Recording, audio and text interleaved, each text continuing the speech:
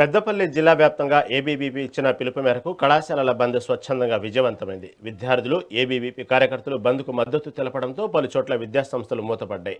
విద్యార్థులు సమస్యలను ప్రభుత్వం వెంటనే పరిష్కరించాలని ఏబీవీపీ నాయకుడు బండి రాజశేఖర్ డిమాండ్ చేశారు. కళాశాలలో మౌలిక వసతులు కల్పించాలని, ఖాళీగా ఉన్న అధ్యాపక పోస్టులను తక్షణమే భర్తీ చేయాలని కోరారు. విద్యార్థుల న్యాయమైన డిమాండ్ల కోసం ఏబీవీపీ ఎల్లప్పుడూ పోరాడుతుందని, ప్రభుత్వం స్పందించుకుంటే ఉద్యమాలను మరింత ఉధృతం చేస్తామని హెచ్చరించారు. ఈ కార్యక్రమంలో ఏబీవీపీ నాయకులు, విద్యార్థులు పెద్ద సంఖ్యలో పాల్గొన్నారు.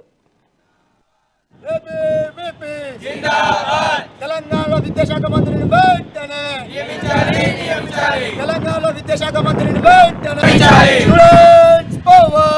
బండి రాజశేఖర్, పెద్దపల్లి జిల్లా కన్వీనర్, ఏబీవీపీ, అఖిల భారతీయ విద్యార్థి పరిషత్ పెద్దపల్లి తెలంగాణ రాష్ట్ర శాఖ పిలుపు మేరకు పెద్దపల్లి జిల్లా శాఖ ఆధ్వర్యంలో ఈరోజు జిల్లా వ్యాప్తంగా కళాశాల బంద్ నిర్వహించడం జరిగింది.